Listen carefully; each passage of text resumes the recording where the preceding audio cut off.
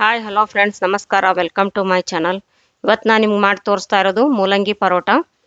2 ಮೂಲಂಗಿನ ತೊಳೆದ್ಬಿಟ್ಟು ತುರಿದಿಟ್ಕೊಂಡಿದ್ದೀನಿ. ಸ್ವಲ್ಪ ಕೊತ್ತಂಬರಿ ಸೊಪ್ಪು ಮತ್ತು ಒಂದು 5-6 ಹಸಿಮೆಣಸಿನ್ಕಾಯಿನ ಸಣ್ಣಗೆ ಹೆಚ್ಚಿಟ್ಕೊಂಡಿದ್ದೀನಿ. ಇವಾಗ ಒಂದು ಪಾತ್ರೆಯನ್ನು ತೊಗೊಂಡು ತುರಿದಿರೋ ಮೂಲಂಗಿನ ಹಾಕ್ಕೋತಾ ಇದ್ದೀನಿ. ನಾನು ಅದ್ರದ್ದು ರಸ ತೆಗ್ದಿಲ್ಲ, ಹಾಗೆ ತೊಗೊಂಡಿದ್ದೀನಿ. ಮತ್ತು ಕೊತ್ತಂಬರಿ ಸೊಪ್ಪನ್ನ ಸಣ್ಣಗೆ ಹೆಚ್ಚಿಟ್ಕೊಂಡಿದ್ದೀನಲ್ಲ, ಅದನ್ನು ಹಾಕ್ಕೋತಾ ಇದ್ದೀನಿ. ಹಸಿಮೆಣಸಿನ್ಕಾಯಿ ಹಾಕ್ಕೋತಾ ಇದ್ದೀನಿ. 1 ಚಮಚ ಗರಂ ಮಸಾಲ, ರುಚಿಗೆ ತಕ್ಕಷ್ಟು ಉಪ್ಪು ಮತ್ತು 1 ಚಮಚ ಅರಶಿನ ಪುಡಿ ಹಾಕ್ಕೋತಾ ಇದ್ದೀನಿ. ಒಂದು ಸ್ವಲ್ಪ ಜೀರಿಗೆ ಮತ್ತು ಒಂದು ಸ್ವಲ್ಪ ಅಜ್ವಾನ ಹಾಕ್ಕೋತಾ ಇದ್ದೀನಿ. ನೋಡಿರಿ, ಅಜ್ವಾನನ ಕೈಯಿಂದ ತಿಕ್ಕಿಬಿಟ್ಟು ಘಮ ಬರುತ್ತೆ, ಚೆನ್ನಾಗಿರುತ್ತೆ, ಟೇಸ್ಟೂ ಭಾಳ ಚೆನ್ನಾಗಾಗುತ್ತೆ ಅಂಥೇಳಿ ಹಾಕ್ಕೋತಾ ಇದ್ದೀನಿ.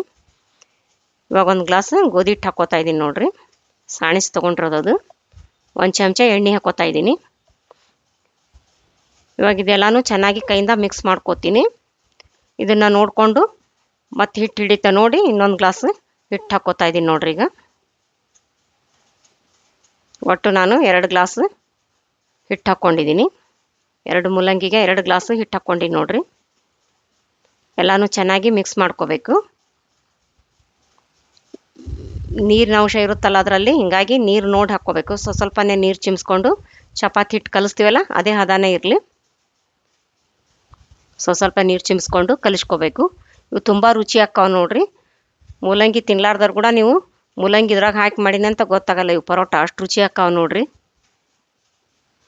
ಮತ್ತು ಇವು ಮೊದಲು ಕಲಿಯೋರಿಗೆ ಇವು ಸ್ಟಫಿಂಗ್ ಬರಲ್ಲಲ್ಲ, ಸ್ಟಫಿಂಗ್ ನಿಮ್ಗೆ ಕಷ್ಟ ಆಗುತ್ತಂದು ಈ ಥರ ಮಾಡಿ ತೋರಿಸ್ತಾ ಇದ್ದೀನಿ. ತುಂಬ ಈಸಿ ಆಗುತ್ತೆ ನೋಡಿ. ನೀವು ಫಸ್ಟ್ ಸಲ ಕಲಿಯೋರಿಗೆ ಪರೋಟ, ಅದಕ್ಕೋಸ್ಕರ ಈ ಥರ ಮಾಡಿ ತೋರಿಸ್ತಾ ಇದ್ದೀನಿ. ಸ್ವಲ್ಪನೇ ನೀರು ಹಾಕ್ಕೊಂಡು ಕಲಿಸ್ಕೊಳ್ಳಿ. ಇವಾಗ ಒಂದು ಸ್ವಲ್ಪ ಎಣ್ಣೆ ಹಾಕ್ಕೊಂಡು ಮಿತ್ಕೋತಾ ಇದ್ದೀನಿ. ಚೆನ್ನಾಗಿ ಮಿತ್ಕೋಬೇಕು. ಅದು ಚಪಾತಿ ಹಿಟ್ಟಿನ ಜೊತೆ ಎಲ್ಲ ಮೂಲಂಗಿ ಮತ್ತು ಮೆಣಸಿನ್ಕಾಯಿ ಮಸಾಲೆ ಎಲ್ಲ ಚೆನ್ನಾಗಿ ಮಿಕ್ಸ್ ಆಗಬೇಕಲ್ಲ, ಅದಕ್ಕೋಸ್ಕರ ಒಂದು ಸ್ವಲ್ಪ ಎಣ್ಣೆ ಹಾಕ್ಕೊಂಡು ಚೆನ್ನಾಗಿ ಮಿತ್ಕೋತಾ ಇದ್ದೀನಿ. ನೋಡಿರಿ, ಇವು ಮೂಲಂಗಿಯಲ್ಲಿ ನೀರಿನ ಅಂಶ ಇರುತ್ತಲ್ಲ, ಹೀಗಾಗಿ ಇದು ಹಿಟ್ಟು ನೆನೆ ಇಡಬಾರ್ದು ರೀ. ಇದು ಕಲಸಿದ ತಕ್ಷಣವೇ ಪರೋಟಾನ ಮಾಡ್ಕೋಬೋದು. ಮತ್ತು ಇದು ನೀರು ಹೊಡಿತೈತಲ್ಲ, ಅದಕ್ಕೋಸ್ಕರ ನೆನೆ ಇಡಬಾರ್ದು ಇದನ್ನು. ಇವಾಗ ನೋಡಿ, ಈ ಥರ ಹದ ಇರಲಿ ಇದು. ಇವಾಗ ಇದನ್ನು ಚಿಕ್ಕ ಚಿಕ್ಕದಾಗಿ ಉಂಡೆ ಮಾಡ್ಕೊಳ್ಳೋಣ ಪರೋಟ ಮಾಡೋದಕ್ಕೆ. ನಾನು ಇದು 2 ಗ್ಲಾಸ್ ಹಿಟ್ಟು ತೊಗೊಂಡಿದ್ದೀನಲ್ಲ, 12 ಮಾಡ್ಕೋತೀನಿ ನೋಡಿರಿ. ಇದರಲ್ಲಿ ಉಳ್ಳಿನ 12 ಪರೋಟ ಆಗಿದ್ದಾವೆ 2 ಗ್ಲಾಸಿಗೆ. ಈ ಥರ ಚಿಕ್ಕ ಚಿಕ್ಕದಾಗಿ ಉಂಡೆ ಮಾಡಿಕೊಂಡು 12 ಉಳ್ಳೆಗೆ ನೋಡ್ರಿ ಅವು. ಇವಾಗ ಒಂದು ಚಪಾತಿ ಮಣಿ ತೊಗೊಂಡು ಒಂದು ಸ್ವಲ್ಪ ಗೋಧಿ ಹಿಟ್ಟು ಹಾಕ್ಕೋತಾ ಇದ್ದೀನಿ. ಗೋಧಿ ಹಿಟ್ಟು ಹಾಕ್ಕೊಂಡು ಒಂದು ಉಳ್ಳಿ ತೊಗೊಂಡು ಇವಾಗ ಚಪಾತಿ ಲಟ್ಟಿಸ್ಕೊಳ್ಳೋಣ. ಚಪಾತಿ ಲಟ್ಟಿಸ್ತೀವಲ್ಲ ನಾವು, ಅದೇ ಥರನ ಪರೋಟ ಲಟ್ಸೋದು. ಇದು ಮೂಲಂಗಿದು ತುಂಬ ರುಚಿಯಾಗಿರ್ತಾವೆ ನೋಡಿರಿ. ನೀವು ಒಂದು ಸಲ ಮಾಡ್ಕೊಂಡು ತಿಂದು ಇದ್ರ ರುಚಿ ಹೇಗಿದೆ ಅಂತ ಕಮೆಂಟ್ಸ್ ಬಾಕ್ಸ್ನಲ್ಲಿ ದಯವಿಟ್ಟು ಮರೆಯದೇನೆ ಹಾಕಿ. ಫಸ್ಟ್ ಸರಿ ಮಾಡೋರಿಗಿದು ತುಂಬ ಚೆನ್ನಾಗಿರುತ್ತೆ ನೋಡಿ ಕಲಿಯೋದಕ್ಕೆ. ಯಾಕಂದರೆ ಸ್ಟಫಿಂಗ್ ಮಾಡೋದು ಇಲ್ಲಲ್ಲ, ಇದರಲ್ಲೇ ಹಾಕಿ ಎಲ್ಲ ಮಾಡ್ತೀವಲ್ಲ, ತುಂಬ ಈಸಿ ಇದೆ ನೋಡಿ ಮೆಥಡ್. ನೀವು ಎಲ್ಲೆಲ್ಲಿ ಹಂಚಿ ದಪ್ಪಿದೆ ನೋಡಿಕೊಂಡು ತಿಕ್ಕೊಳ್ಳಿ. ಈ ಥರ ಇರಲಿ ನೋಡಿ. ಈ ಥರ ಆದರೆ ಸಾಕು. ತೀರಾ ದಪ್ಪು ಅಲ್ಲ, ತಳಗೂ ಅಲ್ಲ, ಮೀಡಿಯಮ್ಮು. ಅದನ್ನ ಇವಾಗ ಒಂದು ತಟ್ಟೆಗೆ ಹಾಕ್ಕೋತಾ ಇದ್ದೀನಿ. ಇನ್ನೊಂದು ತೋರಿಸ್ತೀನಿ ನೋಡಿರಿ.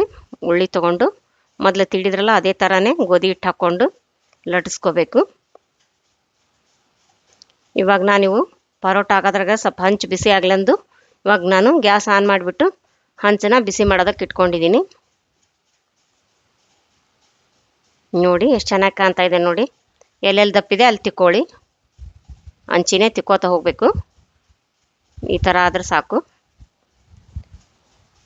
ನೋಡಿ. ಇವಾಗ ಹಂಚು ಬಿಸಿಯಾಗಿದೆ, ಅದೇ ಥರ ಎಲ್ಲನೂ ತಿಕ್ಕೋಬೇಕು ಪರೋಟಾನ.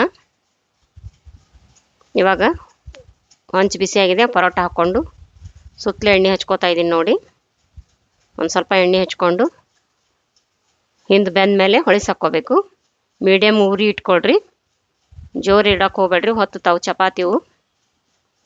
ಮೂಲಂಗಿ ಪರೋಟ